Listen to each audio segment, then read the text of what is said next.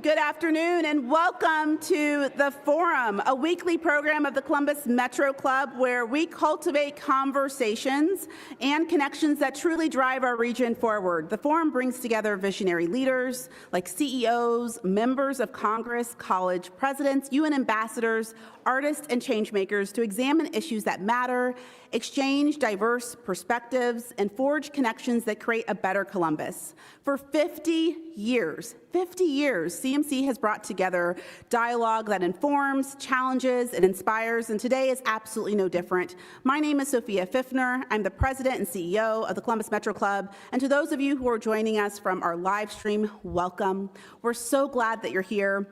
We're coming to you from the National Veteran and Memorial Museum right here in the heart of downtown Columbus. Not only is NVMM the home of CMC's weekly forums, but it's proof that democracy requires something from all of us.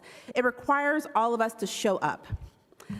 We'd like to thank a few of our sponsors and partners that make programs like this possible. So thank you to Downtown Columbus Incorporated for providing complimentary parking today, the Center for Human Kindness at the Columbus Foundation for presenting our live stream, the Columbus Dispatch for our live stream partner, and thank you to this week's promotional partner, the Columbus Futurists. Every week we are incredibly grateful to everyone who makes this happen, so let's give all of them a round of applause.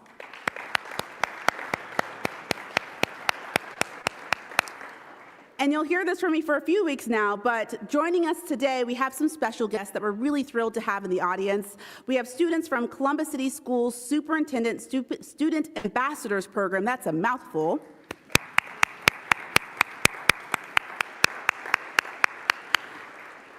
And we also have a wonderful group of students from Franklinton High School. These are amazing young people, so let's give them a round of applause. You know, as somebody who's had the opportunity to lead this organization for a few years now, people have always mentioned how wonderful it would be to have young people in the audience. We're very thankful to the Robert Weiler Company for their new partnership with the CMC and making this possible. So thank you to the Robert Weiler Company for supporting this initiative. All right, here we go. Welcome to this week's CMC very forward-looking forum, Primal Intelligence, the Human Edge in an AI World. AI is getting smarter, but are we? What if the future doesn't belong to people who can out-calculate machines, but to people who can out-imagine them? In a world dominated by algorithms and automation, what makes us irreplaceably human? According to today's special guest, the answer isn't logic, it's something more powerful. It's imagination, it's intuition, and emotional resilience. We can't wait to hear more, so please welcome today's amazing thought leaders, Angus Fletcher, professor in the Department of English and Story Science at The Ohio State University and the author of Wonderworks and his new book, Primal Intelligence, You Are Smarter Than You Know. Let's give him an applause.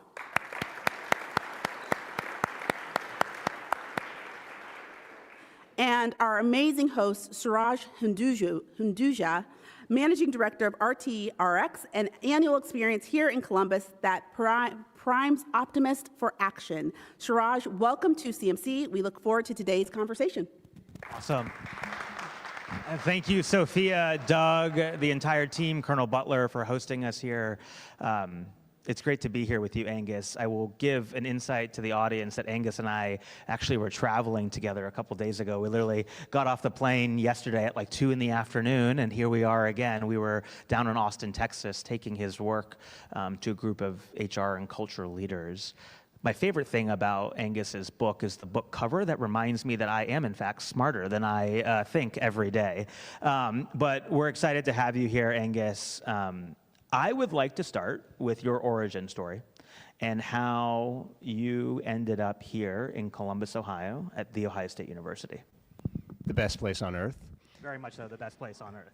That's a great question. And normally when I answer this question, I talk a lot about how I started out in neuroscience, and then I went off to Yale, and I got my PhD in Shakespeare, did all this kind of stuff. But I think maybe since we have so many of our future college students here in the room with us today, I'll tell you a little bit about what it was like, my actual origin story when I was 17 years old, and I got to college. And I was so excited to get to college because I've been told the whole time that I was in high school that this is where your life starts, and it's so amazing. And I had so many older people come up to me and they'd be like, oh, it was the best years of my life. You're gonna love it so much. And I got to college and I hated it. You hated it? I hated it. I thought it was like high school, only more disorganized. So, you know, the problem with high school is you're always being forced to learn all this stuff that you don't really care about and also has no relationship to reality. Not your high school, of course. But I'm just talking about the high school that I went to. And so you spend all this time taking all these standardized tests and memorizing all these things, and but you're like doing it because you're like, oh, finally I'm gonna get free and I'm gonna get to go to college and it's gonna be amazing.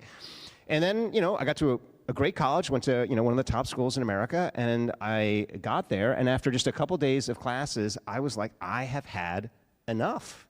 I've had enough of this because once again, I'm being told a bunch of stuff. Unlike my high school teachers, my college professors, I don't know if you've ever met a college professor. I happen to be a college professor, so you probably get a pretty good sense of the fact that, you know, we as college professors like to pretend we're like too important to do things like prepare, you know, have a syllabus, think about what our students might actually be expecting from us, sort of show up at the last minute. And so I was, you know, very demoralized, and I was like, what is happening here? And I sort of felt, and I think this is a feeling that a lot of young people have today, that like no one's kind of in charge, and that there's all these parts of American life that are overstructured, but in a way that is out of touch with reality, and then there's just a bunch of like chaos and anarchy happening everywhere else, and you're like, what's going on here, you know?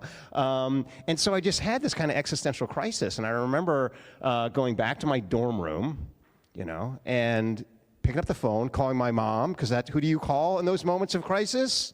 Your mom, or, you know, your other sort of, you know, parent figure. I call my mom, and I'm like, Mom, I'm dropping out of college. And she was like, what? This was on day 3? Yeah, this is day 3, day 4, basically. Cool. Yeah, no, it was great. Also, they'd driven me like 500 miles to get there, you know, and then they basically just got the station wagon back home, and I'm like, yeah, I'm dropping out. Mom's like, what, you know, what's the plan? I mean, the plan is I'm dropping out. Plan is I'm dropping out. And I never forget what she said to me right after that. There was like a long pause, because she's like collecting her thoughts. I think she was trying to like realize that she couldn't just like yell at me, you know, which would have been kind of, you know, I'm sure what she wanted to do, you know. There's a long pause, and she goes, let me ask you a question. Don't you think that there's one person in that huge, big campus that you could learn something from? And I said, yeah. And then she goes, go find them. And then she hung up the phone. So who was that one person? Did you find them? I ended up finding that person, but it was kind of an odyssey, because this was back before really, I mean, the internet existed, but we couldn't like search for stuff all the time. We didn't have phones and things like that. And so basically, I was on this huge campus filled with all these like big, intimidating buildings that, they, had stuff on the walls of them. And what I was really most interested in at that time in my life, and still most interested in now, is the human brain. And the reason I'm so interested in the human brain is the world is full of so many people who I deeply admire, both alive and in past lives, who have created so much extraordinary art, technology, science, these amazing things. And I'm always like, how does that come out of the human brain? Like, how do humans do that? And I look inside my own brain and I see how much stupidity there is in there, how much kind of like laziness. And I'm like, how do I get that stuff out of there? Like, how do I, and so I want to understand the brain. I want to understand it work better. And so I decided, I'm going to find a neuroscience lab on campus. And so I didn't go to class the next day. I just, started walking around campus trying to find a neuroscience lab. And back then, this was not an easy task to do. This was kind of before, they invited undergraduates in. And I went around to a lot of these buildings. I couldn't get into any of them, or there just wasn't anybody there or whatever. And then I had a big twist of luck. And the twist of luck was I was going by the medical school campus. And the medical school campus, they do a lot of experiments on animals. So actually, no one who doesn't have a security badge is allowed inside the building. So there was no way that I was going to get in the building. But I didn't know this because I arrived at the side of the medical school just at the same moment that someone was walking out of one of the doors and held it open for me. So you snuck in. Yes. Had to. Yes, I broke in. That's right. I was a criminal interloper in the medical school. So I walk in, and then I just start like wandering around, and finally I ended up on the top floor, one of the top, as it turned out, neurophysiology labs in the world. Neurophysiology is where you study the living brain. So, if you go to a psychology lab, there's a lot of people sort of like thinking about how the brain works, and then they run a bunch of mTurk studies or something like that. I'm not to get too gory about what happens in neurophysiology labs, but they actually have alive brains in the labs, and they're literally looking at them, and they're kind of studying how they work. And so I walk into this lab at the age of 17, and I'm like, can I have a job here? And they were so startled, they thought I must be like a medical student or a PhD student or something like that, because no undergraduate had ever arrived in this lab in history. And so like, okay. And so they got me all set up. And the reason I tell you that story is a couple things. First of all, initiative. Initiative, that's the thing that school beats out of you. School makes you think that the answer is inside school. School makes you think that the answer is inside the system. What's the number one thing the school teaches you? It teaches you that there's an answer and the system has it. And so the more time you spend in school as a young person today, the more dependence you develop, the more anxiety you develop, the more that you feel like if you don't know the answer, you better go run and ask an adult for help. That's the opposite of how you learn. You learn by taking chances, by taking risks, by doing things. And I'm so grateful to my mom that she knew how to poke me in the right way to help me take that initiative. So I say to you as a young person right now, don't listen to your elders when they tell you what to do. Take a chance, take a risk. In what you're reading, take a book off the shelf that no one has recommended to you. Try it.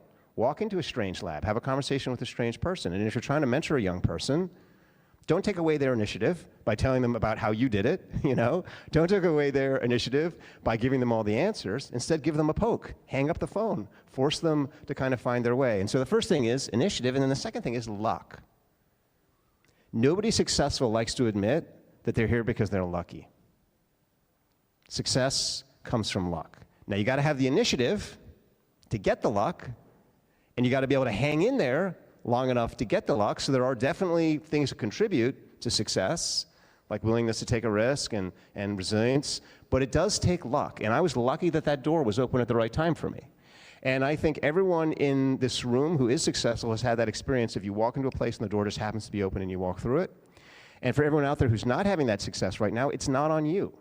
Keep having that initiative. Keep walking around campus. Keep trying to find that building. A door will open. The world is full of good people, and there is someone out there who will either open a door or hold it open for you long enough to go through it. You just got to keep trusting your luck. Thank you. Let's stick with the neuroscience lab for a minute. Is the human brain rational? Are humans rational? Well, I don't know if you've ever met a human, but the answer is no. And this is a great question because, at the time that I was working in this neuroscience lab, this was the boom of something that was known as cognitive science, which is now really developed into the foundations of what we now call artificial intelligence, or AI. And it's based on this idea that intelligence is the ability to make the right decision And it's based on the idea that you make the right decision by having enough data. And you analyze the data objectively, and you arrive at the right decision. And all that is true in the sense that if you're in a situation where you have a lot of data, and it's good data, and you analyze it rationally, you'll probably make the right decision. The problem is, most of the time in life, there isn't enough data. There just isn't. And the human brain evolved in environments that were changing a lot, that were filled with volatility and uncertainty. I'm sure no one in this room knows what it's like to live in a volatile or uncertain world. We all know exactly what's going to happen tomorrow. That's also how it was when our brains evolved, incredibly unstable environments. And so humans had to learn to be intelligent with very little information.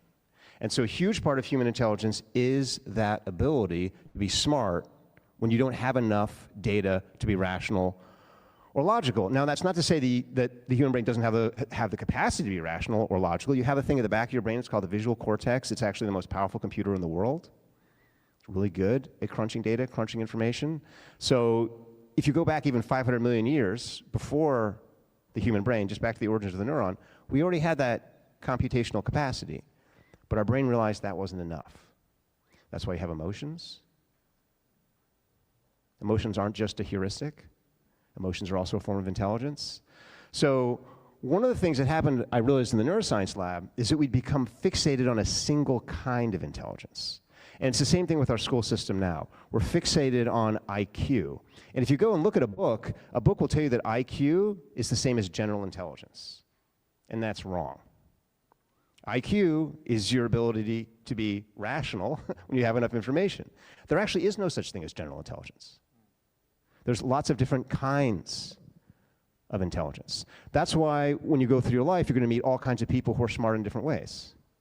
And actually, if you go out in the woods, right, if you go out for a walk in a forest, what you notice is there isn't one ultimate kind of tree, because what does nature do? It branches. It's the same thing with intelligence. Intelligence is all about realizing that life is about opportunities, and you're able to exploit opportunities by yourself being different, being unlike other people.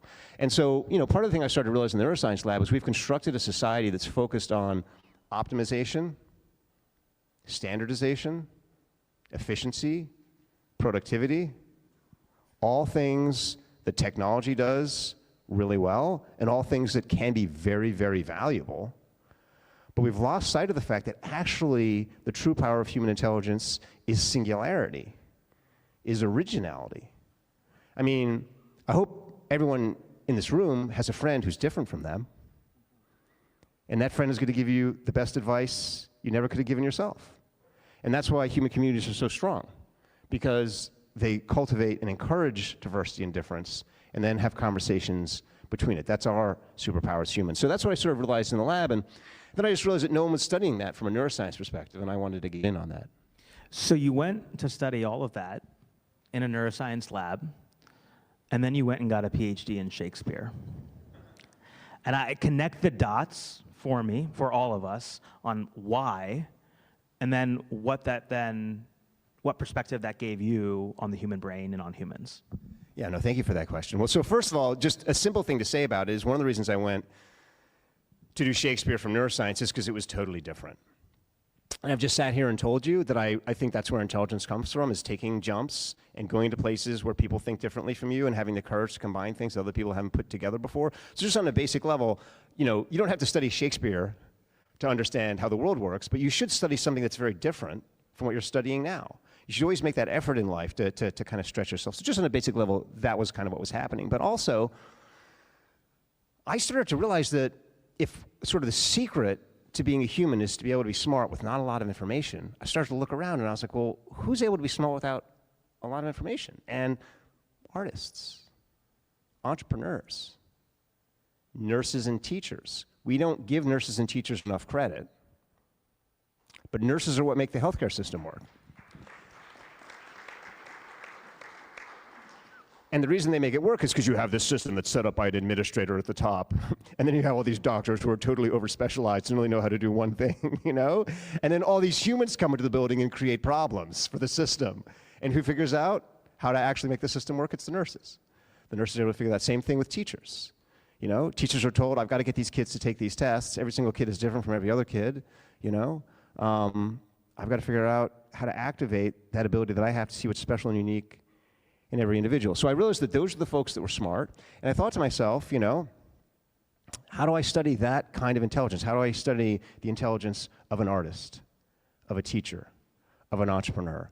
And then I just had this bonkers idea where I was like, I'll go study Shakespeare, because Shakespeare was an artist, he was an entrepreneur, he was a teacher, he did all these things. And also, luckily for me, Shakespeare wrote down all this stuff on pieces of paper, so I could just kind of study them, and instead of like, you know, barging into a school and kind of, you know, disrupting how things are going, I can just hang out in the library and see if I have any insights. And so, luckily enough, I got to do that. And I did have a ton of insights about how Shakespeare worked. And then for the next 20 years, as we may or may not want to talk about, I then wandered, regarded as a kind of an academic lunatic in the wilderness, trying to convince people that I had seen something that the system had not. Well, we can't leave it at that. What did you see that the system had not? I can't just go switch to another topic after that. So what I came to believe is that one of the reasons that humans are smart is because we think in story. And we misunderstand story in the modern world. We think story is a form of communication. Actually, you're thinking in story all the time as a human.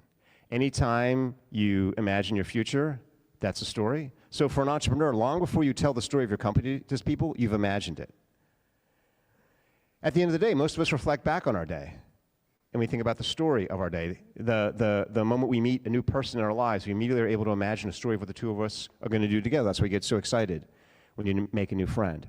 So story is a form of intelligence. It's also famously a low information form of intelligence. People can create stories with very limited information. That's why stories are often wrong. And so the point isn't that stories are right, because right and wrong is something that comes from data and logic. The point is that stories are possible, and that people who are successful are able to imagine a lot of stories, as opposed to settling on a single story. And this is why when you look at children, children have enormous imaginative capacity. They're able to role play. You know, 1 minute they can be a firefighter. You know, next minute they can be a wizard. The next minute they can be an astronaut. The next minute they can be a dinosaur. You know, they're always able to imagine all these different kinds of possibilities. That's the power of story, is to always imagine a new option. That's what gives you the initiative. That's what keeps you going in times of crisis. And that's what we're losing in our modern world. The reason that people are so anxious and stressed out right now is we feel like we've lost the ability to come up with new stories. We feel like we're trapped in a set of stories we've seen before, and we know how they end, and we don't like how they end. And we're choosing between two bad stories. So I wanted to understand that. Shakespeare, obviously, well, this may or may not be obvious, because, you know, actually, when I was at school, I hated Shakespeare. Again, I'm going to sort of get all this out here now. I loathed Shakespeare when I was a student. I didn't understand him. He seemed like really boring and long-winded. I felt like I was forced to read him, which is always a mistake in school, right? I mean, the most powerful thing you can do with a book is give someone the choice to read it. So I didn't like Shakespeare, but later when I studied him, I realized that what his genius was to figure out how to create new stories. He created all these stories that had never existed before. And this is the opposite of what I was taught in school. I was taught that Shakespeare was a timeless classic who resurrected the genius of the Romans and the Greeks, and he was part of a kind of like eternal archetype of civilization or something like that. And when you actually read Shakespeare, he's an incredibly experimental person. I don't know if any of you have ever met a theater person, but they're not archetypal, they're weird.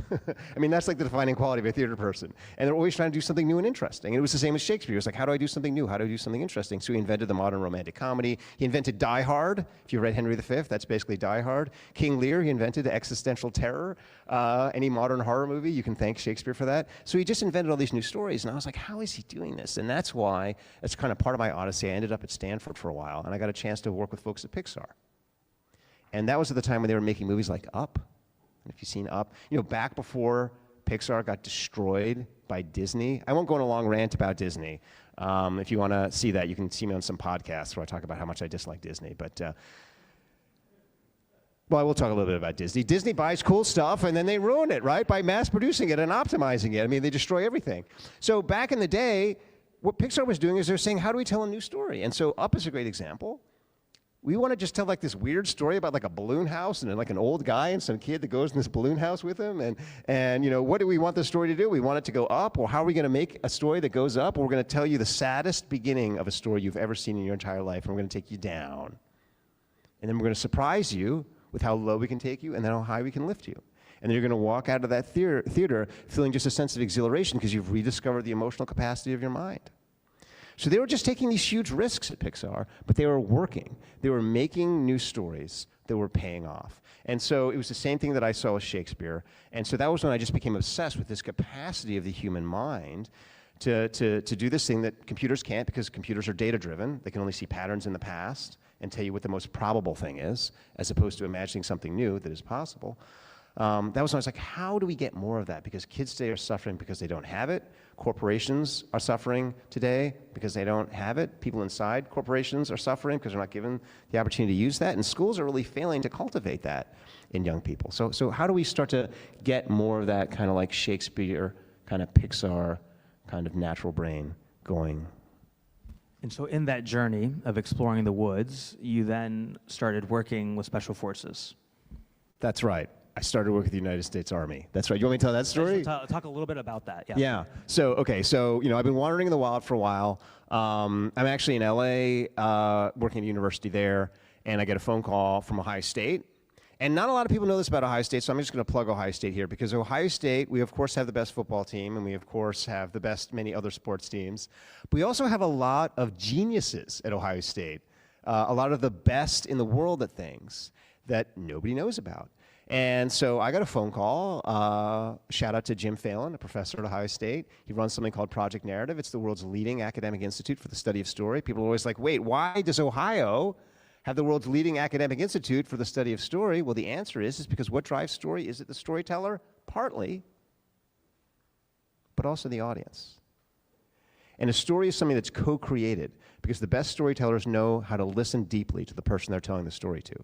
And by listening to them, they sense, am I generating interest? Am I generating suspense? Am I generating surprise? And by building that connection with the audience, you build a new story, because that audience member is different from anyone that you've met before. So the reason that the world's best institute for studying story is here in Ohio is because we have the best audiences. And we really do.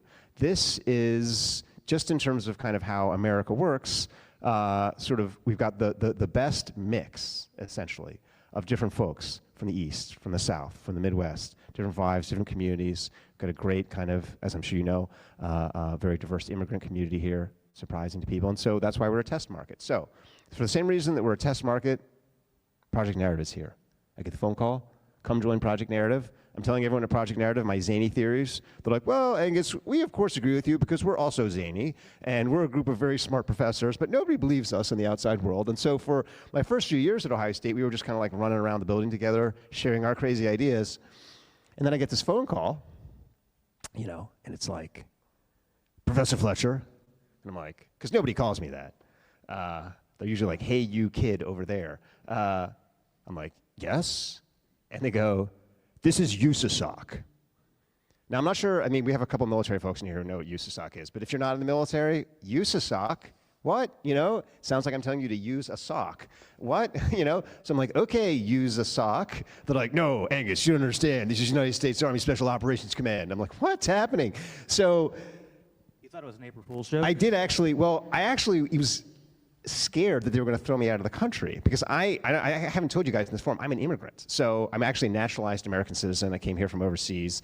And I had this moment where I was like, oh no. And they're basically like, we've been watching you and your research. And I was like, oh my God, like what's going to happen to me? And the short story of that, and I'm happy to tell more of the long story of that, is that the United States Army has a classified unit. It's an intelligence unit. Their job is to basically see the future faster. And it's a very diverse group of folks. You might have a kind of stereotype in your mind about what a special operator looks like, you know, big beard, kind of like Viking type thing. And there are definitely those folks in special operations. But you don't know that a lot of folks in special operations are women. And so I got to work with this group as they were seeing the future faster. And what they said to me is, we've noticed that your research, Angus, is really different. And we think that you're either seeing the future faster or you're a total crank and a lunatic. And we want to bring you inside and we want to test your research to see if any of it is actually true. Do you want to come and test it with us? And so, of course, I said yes. And I got taken inside. It was the beginning of a truly extraordinary relationship. The United States Army basically went through and validated all these zany ideas that I had. And part of the reason that they did it is it really squared with a lot of stuff that they themselves had seen. A lot of folks don't know this. The United States Army invented the computer, basically. They were the ones who funded ENIAC back during World War II. They essentially also invented artificial intelligence. They invented generative AI, again, back in World War II when they paid someone whose name is J.P. Guilford to develop divergent and convergent thinking, which is the basis of ideation, which is the basis of generative AI. So they'd seen all this stuff, and they'd had it in the basement for years, and they knew that it was smart, but that humans were smarter. And what they also knew is that over the last 20 years, folks who were coming into the special operations pipeline, young folks, were having a harder and harder time transitioning into becoming operators. They were having less initiative, less imagination, less ability to handle chaotic and volatile situations. They were struggling more with their emotions. They were struggling more with substance use. And they realized that something weird was happening in America. And so they basically thought, hey, we agree with you, Angus. Let's see if the stuff you're proposing works. And I don't want to pretend like everything I thought worked. But I do want to say that in partnership with the United States Army, we were able to develop a program that did work. And that they were then able to take outside of special operations, put it in conventional army, and then we started putting it in schools, Worthington District here, and we now have a partnership with Columbus City Schools. We're going to start to kind of roll it out there. And it's a super simple program, but it's really all just about getting you back in touch with that part of yourself that tells new stories. So let's explore that for a second under the lens of AI and what is happening, where it is not necessarily the elephant in the room, but it is here. It is prevalent. Everyone is talking about it and thinking about it. Quite simply, if you could say, what can AI do and what can it not do? Computers get smarter the more information you give them. So if you're in an environment that is transparent and stable, an environment that doesn't change, AI is going to win every time. If you're in an environment where things are changing, the one rule about a changing environment is that you need to change too. You need to do something new. That's the human edge. The human edge is the ability to embrace change and volatility and turn it into growth. And what's happening now in the world is people are scared of doing that, and people are struggling to do that because we've lost touch with who we are, we've lost touch with our nature. And a lot of that is due to over-reliance on technology. And this is the kind of the paradox of technology. I'm not someone who thinks technology is bad. I'm not someone who thinks that AI is bad. But I do think that the more we rely on technology, the less we develop our own ability to do the things that we're good at. And so the reason there's so much crisis around AI, I think, is, first of all, people are starting to realize that AI is actually not that great. I don't know how much time you have spent with AI. I mean, one of the reasons I work with the Army is because AI always shatters in edge cases. It always shatters when things change. You would never have an AI be a leader. You could have an AI be a manager. You could have an AI optimize a stable existing system and do kind of repetitive rote tasks, but you never have an AI be an innovator. So I think a lot of folks are starting to see the limits of AI, and then there's a certain kind of like weird emotional relief you have. You're like, oh my goodness, it's not going to take over. But then you're like, but what else is going to solve the problem? I don't know how to solve the problem anymore because I've lost touch with who I am. And so there's this kind of crisis that people are having where we both kind of do want AI to solve all our problems for us, and we're just realizing it's probably not. So, a big part of what I do with young folks is just start to walk them back through the discovery process that their ancestors would have had. To start to light up the parts of the brain that go active when you take a walk in nature. Start to help them, in addition to developing their initiative. So what allows you to take initiative is a power in your brain called intuition, and intuition is your ability to spot an opportunity. And an opportunity is the leading edge of the future. And what allows you to see that is your ability to value things that you don't understand and that are different from you. And technology does the opposite of that. Technology skips over exceptions. It regresses them to the mean. As an adult, you spend a lot of your time judging stuff that's an exception. You're like, that's weird. That's odd. Or that makes me insecure. I better crush it before it somehow threatens me, you know? As a young person, you want to lean into the fact, I don't understand what that is. That's different. That's interesting. I want to chase that. And so we spend a lot of time in natural environments starting to kind of activate that. Going along with that, the second most critical thing is emotional confidence. You develop emotional confidence by getting yourself out of failure. And as a young person, before the age of 2, you're doing this all the time. Pretty much everything you do when you're an infant is failing. You know, you're trying to communicate to people that you're hungry, they're not listening, you're trying to walk, you're falling over, banging your head, like failure, failure, failure, failure, failure, failure, failure. And then all of a sudden you enter a world where your parents are expecting you to be perfect, get good grades, you know. You're entering a world where all of a sudden technology makes life frictionless. You're not struggling or wrestling all the time. When you do start to struggle and wrestle, I have all these conversations all the time, unfortunately, with my undergrads, who I love. But they have all these relationship problems, you know, with each other. And you're always coming to my office and being like, my girlfriend is a paranoid narcissist. I'm like, whoa, it's like, how do you know that? She doesn't like the same TV shows that I like. And no, that's it, man. She doesn't like the same TV shows that I like. And what's happening there is when you spend a lot of time in technology, you're used to having yourself emotionally gratified immediately because the technology always does what you want it to do. Also, starting with Steve Jobs, I like Steve Jobs. I mean, not anymore, obviously he's passed, but you know, I'm not opposed to Steve Jobs. The whole purpose of Steve Jobs is something called user experience, user design. That means that the technology is supposed to please you and actually make you feel like you're a god. So people love their cell phones because like, oh, I'm so powerful, look at all the things I can do. AI is engineered to make you feel smart when it's actually making you dumber, but you feel smart. So all these technologies are making you feel, oh, life is so easy, life is so easy. And then you go have a conversation with your spouse or your kids and they don't do exactly what you want. And you're like, oh my God, they must be dumb, you know? Or there must be something wrong with me. And it's like, no, there's nothing wrong with anybody. Friction. Friction is the source of growth. Friction is the source of having real conversations, discomfort.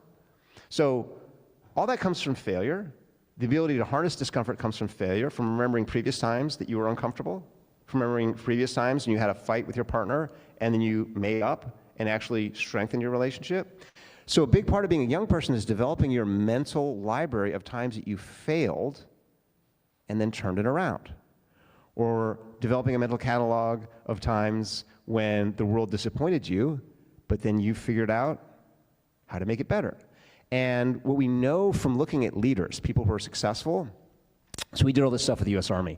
And one of the things the Army is fascinated with, because the Army is so pragmatic, it's one of the things I love about the Army, you just get in a room with them and they're like, okay, we have these problems to solve right now. Let's solve them. And you're like, okay, all right, let's solve the problems. And so one of the things that they're obsessed with is leadership. How do you train successful leaders? And so we spend a lot of time looking at young folks who are put in these leadership positions in military situations. And it's really terrifying to be a young person in a military situation, life and death, other people's lives, not just your own life. I think we spend a lot of time when we think about the military thinking, oh, like, how would I do that? I would be so afraid of myself dying. A huge part of being in the military is like, I'm sending someone else to possibly die. And starting to deal with the gravity of those decisions. And so what we saw is that some young folks were better at than others. And the number one difference in terms of what was going on in their brains, people who failed, young leaders who failed because when something went wrong, they focused on what was going wrong and tried to push it forward into the future and fix it. In other words, they were future focused. People who were successful were past focused. And what they did is they jumped back to a previous moment when they'd handled a challenge like that, they gathered their emotional confidence, and then they stepped forward. And almost all of you will have this experience. So, for example, I'm terrified of speaking in public. I don't know if you guys can tell that. I have terrible stage fright. Every time, and here we are. I have to speak in public all the time, which is why you hear me say it all the time. But I'm terrified of speaking in public. My mind goes blank when I'm up on stage. And people are like, oh, but you seem so relaxed on stage. How do you do that? Literally the thing I do every time before I step out on stage is I remember the last time I stepped up on stage. And I was like, it seemed to work out okay. Nobody died, you know? And your memories of those moments when you succeeded give you that emotional boost in your brain. They activate the neural pathways. They carry you forward. We screw this up in the modern world because a lot of times we spend giving young people role models. Role models are stories of other people who succeeded in those situations. When your brain thinks of a role model, it's like, that person is awesome. I'm not that person. I can't do that. When your brain thinks of its own successes, it's like, I did do that. I can't do that. I'm becoming my own role model. And so the only way to become your own role model is to change school so that it's not about taking tests, but it's about these experiences in failure and having the experience of getting something wrong and then fixing it yourself. And then having the teacher pause you and say, hey, remember that story? Right? Because your brain thinks a story. Remember that story of how you succeeded? Lock that in. That's now part of your life story. And if you hold on to that story of your past, it's going to help you build the story of your future. Great. Now, I'm going to ask one last question, but as many of you know, that the conversation here at CMC is a two-way street. And so Doug is there with the microphone for folks in the audience here to ask a question. If you have a question for Angus, please head to Doug, or if you are online, please submit your questions. As a former camp counselor and former orientation leader at Ohio State, I'm going to kindly request that at least one question comes from the young leaders that we have in the audience. I'm going to put you on the spot, but I want you to come up to the stage or to the microphone and ask a question. Before we do that, you talked about problems that the Special Forces have asked you to help solve. There's one that is related to, we were all taught in school, who, what, when, where, why. I want you to talk about the problem that you were asked to solve and how you used who, what, when, where, why to solve it. Yeah, no, absolutely. So what Suraj is talking about is after I'd worked with special operations for a couple of years, I got a phone call from an operator, and the phone call, as all these phone calls go, this was basically, Angus. And I was like, Tom. And he was like, Angus, we've got a problem. Specifically, we've got a problem with our wives. Or maybe our wives have a problem with us. It's unclear. Anyway, the point is, we have a 90% divorce rate in our unit. And I was like, you have a 90% divorce rate in your unit? And he was like, well, actually, it's probably a lot worse than that. It's probably over 200% because most of us have been married multiple times. But the point is, we're having a problem in the unit. And I was like, okay. And he's like, we want you to help us. And I was like, all right, well, I mean, I can get you a marriage counselor or something. They were like, no, we don't trust them. We trust you. And this Not a marriage counselor. That's literally what I said. And also, I had a couple of conversations with friends of mine who are marriage counselors. So, like, if there's one thing you don't want to do, it's marriage counseling. Like, literally. Like, it's like the worst thing in the world. But one of the funny things about working with operators is once they trust you, they trust you. And I wouldn't be surprised if, one of them trusted me sometimes to do like open heart surgery or something like that. They'd be like, Angus, we trust you. I'm not a heart surgeon. It's okay. We trust you. Here's a can opener. Fix my heart. So anyway, next thing I know, I get thrown in the back of a van, driven to an undisclosed location, which I can tell all of you was a field in the middle of nowhere. And in this field were 150, 200 couples. So these were operators and their spouses. And then Tom comes over. And Tom was like, Angus. And I'm like, Tom. And he's like, Angus, you see these folks out here? They're all about to get divorced unless you stop that from happening right now. Here's the microphone. Go. And I was like, what is happening? So I actually panicked. And then I was like, what can I do in this situation? Because part of the training that we give young folks is just like take the first step that occurs to you. If you can't think of anything else to do, just take the first step that occurs to you. And the first step that occurred to me was basically that folks in these units built camaraderie through conversations. And what we noticed in particular about those conversations was those conversations asked a lot of who, what, when, where questions, but they never asked why questions. And the reason they never asked why questions is the moment you ask why, you surface a judgment. And you're actually shutting down the conversation because instead of exploring further, you're tying it off and moving it on. And so, because all these folks in the community are essentially, a lot of them were trained essentially as interrogators, and they sort of continued that habit of conversation with each other, where they were basically sort of grilling each other and surfacing interesting things. And what we noticed is that when they found something that surprised them or interested them, they wanted to know more about it. So, they would say, well, when did that start? Or how often does that happen? And they would hold off why as long as possible. And so we put all these folks in the field together. I said, hey, run this exercise where you ask each other who, what, when, where, but you never ask each other why. And I meant that as a delaying exercise, just so I could actually figure out something to actually have happen. They were still talking 30 minutes later. And these were folks who had never, in the last 2 or 3 years, had a conversation that went beyond one partner telling the other person what to do, essentially. And the reason for that is they'd lost the ability to be interested in the other person. And they were only interested in having the answer immediately. And you see this a lot, I think, in our world today, is we dehumanize each other by treating other people as vehicles for us to get what we want. I want something. I want information. I want a task done. So I want to know what words I can say to have you do the thing that I want to do now, as opposed to what the opportunity is you're a mystery for me to discover. You have a story I don't know.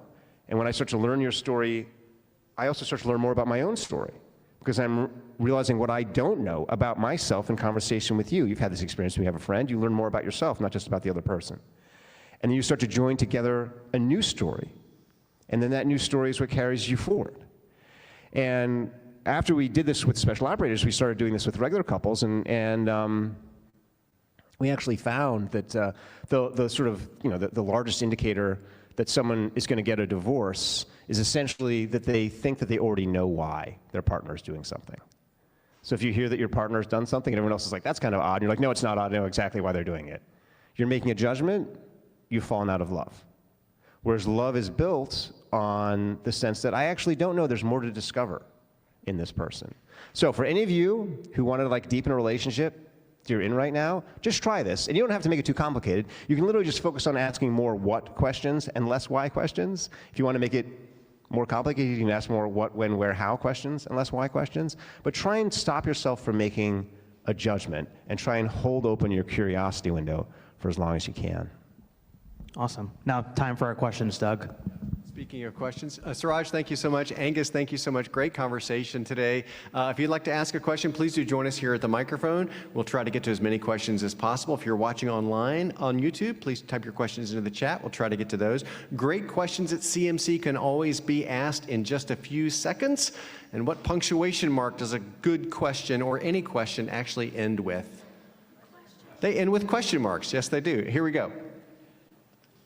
Thank you. My first question, or my only question, is, you said something about artists not being archetypal. Can you explain that a little bit, please? Yeah, so when I was growing up in school, what we were always taught is that stories followed a series of eternal formulas. So the hero's journey, or tragedy, or comedy, or something like that. And then we were taught that there were a series of these archetypal characters. The king, the jester, the joker, these sorts of things. And if you go online now, or you ask an AI to tell you about a story, they'll just disgorge tons and tons of these archetypes. And there's a lot of origins to these, but mostly they originate in the mind of a totally brilliant early 20th century psychologist. His name is Jung, if you guys haven't heard of Carl Jung. Brilliant man, brilliant mind. And his theory of story archetypes is, and was for him, very fertile, because at the time it was new. But it's based on an idea that's totally wrong scientifically. The idea is that there's an eternal consciousness which links all of us together, and that these archetypes are just kind of resurfacing over and over again.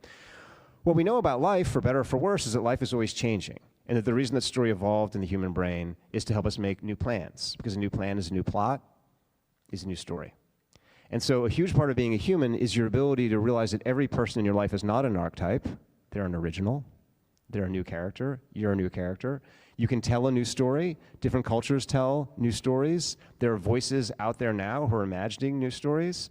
And so archetypes can be useful in the sense that, in the same way that any standard model can be helpful at getting something off the ground, or it could be useful in a kind of, fast or expedient moment. If you're not trying to reinvent the wheel, there's no problem with using a wheel when you're building a car. But it's important to realize that there's going to be forms of transportation in the future that don't involve wheels.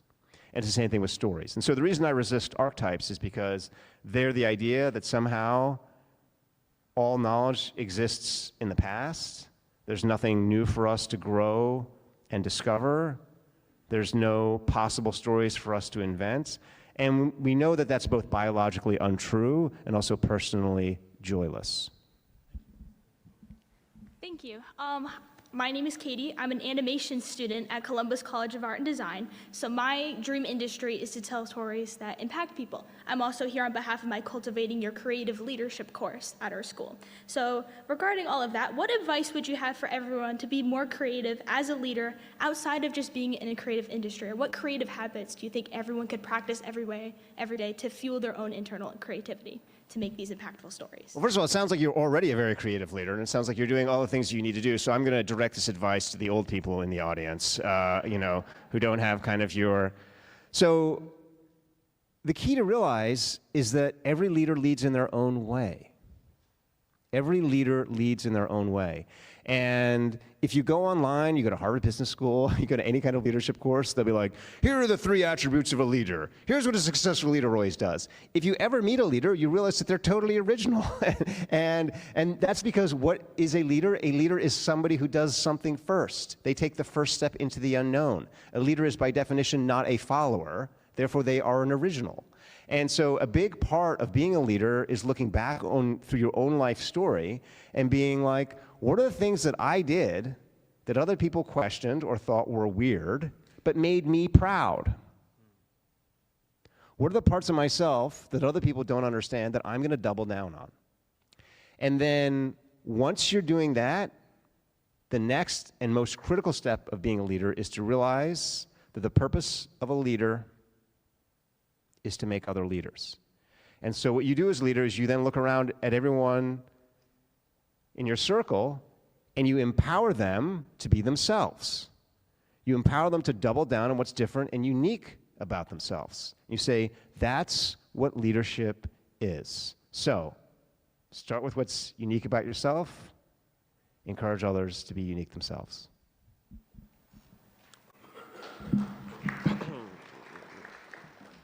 Hello, my name is Olabanjo Lamid. I attend Northland High School and Downtown High School, and I'm also a part of the Superintendent Student Ambassadors. So like, what your story reminded me of a time when it was the time when I had to like go to 9th grade, and I was deciding between a school focused on like body or like studying the body or a STEM focused school. And at that time I chose the STEM focused school because it was more of a career path. While the bodies or school focused on learning about the body was more focused on how I was gonna like improve myself, because at that time I was like really introverted and I was like trying to figure out like how to learn to be more extroverted really. And so like based off of that, like what do you think that causes humans to want to change, really? What do I think causes humans to want to change? Awesomeness, the desire to grow. I mean, I want to really congratulate you for saying what you just said and for having that self-awareness and that reflectiveness, and also looking at yourself and being like, hey, by the way, there's nothing wrong with being an introvert. I also have to be honest, not to be like a total like downer, but introvert and extrovert also made up by Carl Jung. There is no such thing as an introvert or an extrovert. I understand these are useful and fun labels for referring to ourselves as, but what you're basically saying is you wanted to be a little more social. And you wanted to kind of get out, and you wanted to like stand up at a microphone in a public place and kind of express what was unique about yourself. And so what happened is there was a tension between the story of yourself that you knew and the story of yourself you imagined. There was a conflict. And then you leaned into that conflict, and you used it to power growth. And this is the secret to story. Every story starts with a conflict. What do computers do? They eliminate conflict. The modern world, we're terrified of conflict. We think that if we have an argument with our partner, there must be something wrong, when in reality, that's servicing a valuable source of growth for the relationship. So life wants to grow. Humans want to grow. That's where change comes from. And just as you discovered, the engine of that change is identifying a conflict in yourself or a conflict between you and the world. And then instead of pretending like that conflict doesn't exist, embracing it with joy, embracing it with openness, and using it to leverage something new.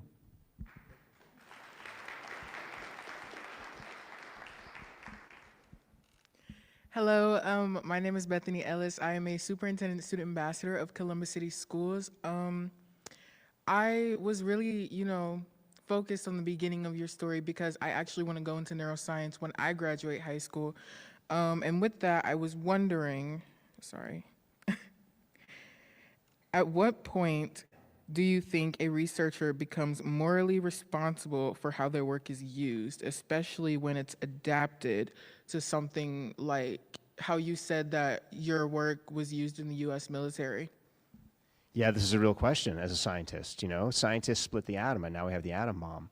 I work a lot with someone called Martin Seligman. He's a big mentor of mine. He's at the University of Pennsylvania. He developed a theory called learned helplessness, which was meant to help people get out of learned helplessness, but was instead used by various regimes to create learned helplessness in people. So at the end of the day, as a scientist, I think you have to realize that you're part of a larger community, a larger world.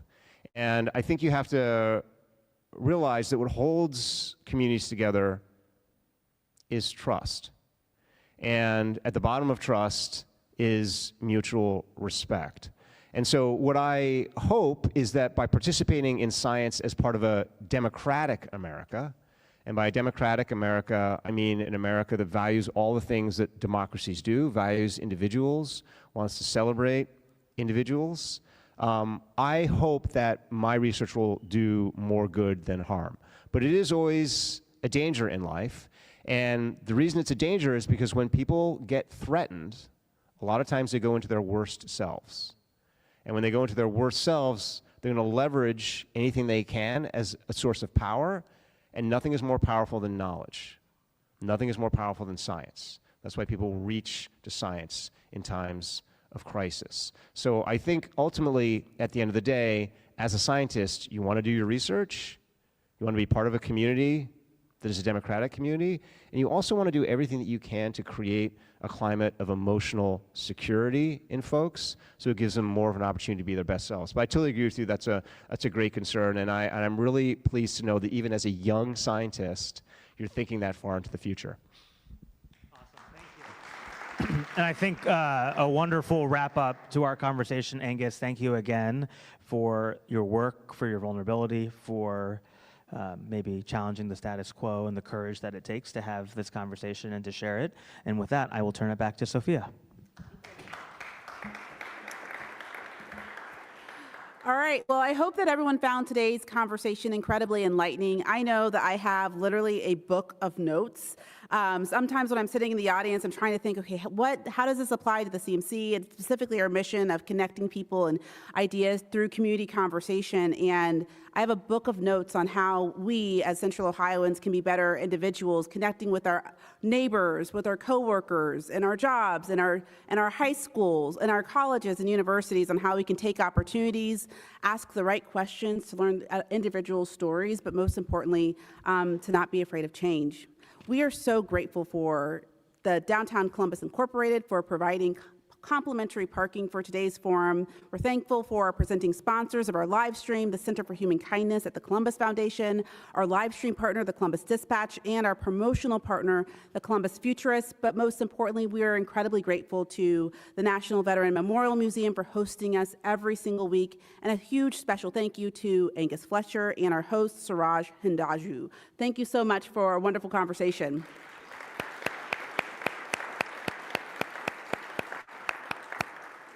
All right, speaking of Angus, don't forget to pick up an autographed copy of your book at Gramercy Books in the very back. He will also be signing books today, so feel free to make sure you get your copy. Once you finish this Angus' new book and you're ready for more information, please visit our friends at the Columbus Metropolitan Library. Also recommended reading for this week is the Atomic Human, What Makes Us Unique in the Age of AI by Neil Lawrence. And don't forget that we do this every single week. We host conversations where you have an opportunity to learn about new topics and make new friends. Next week, we will be talking about the race for Ohio's economic future. It is going to be a packed forum, so make sure if you haven't purchased your ticket, you do that right away. Thank you so much, everyone, and I hope you have a wonderful afternoon.